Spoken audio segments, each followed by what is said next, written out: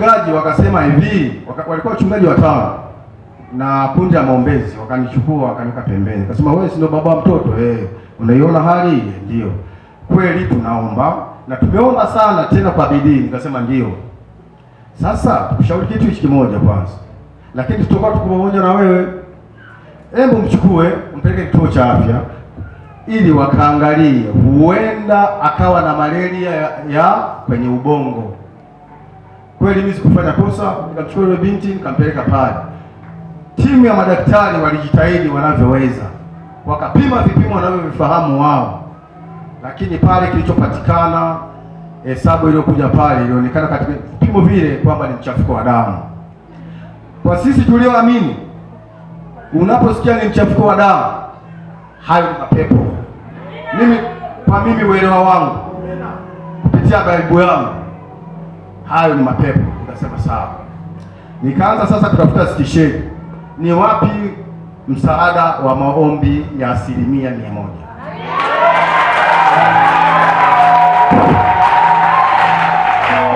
Mara wengine wakaniambia ndio kwa maposa, mara wengine wapi ni wapi. Nikasema hapana, kwanza kwenye mambo ya kitu sina, nafanyaje?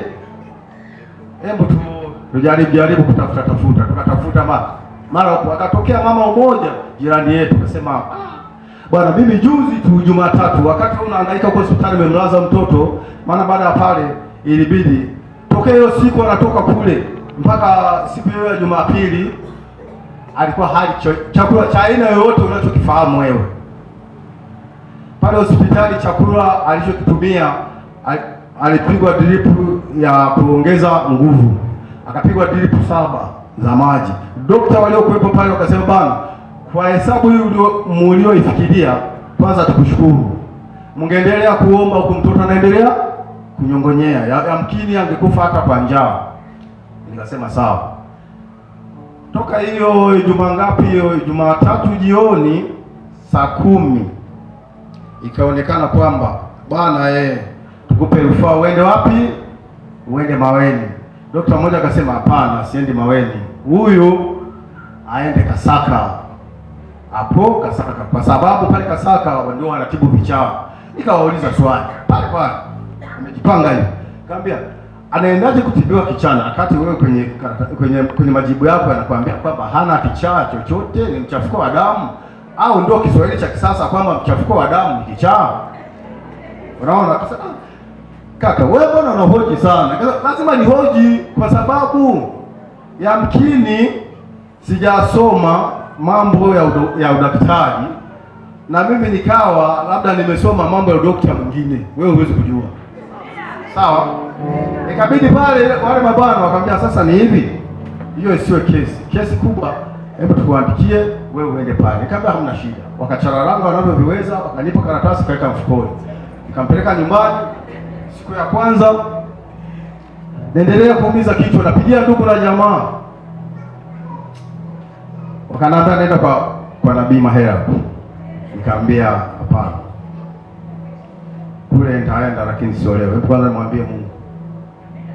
Kama kawaida yangu, hakuna maombi naye akubali kama kuanzia saa 8 za usiku mpaka alfajiri yote anagusa.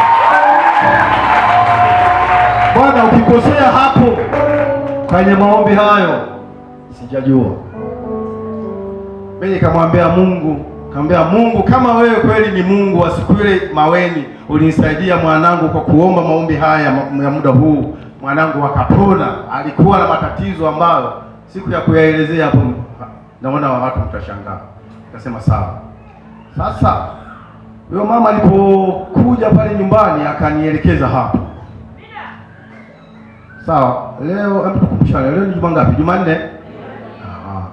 Ilikuwa kama saa 9 hivi mchana ya Jumamosi.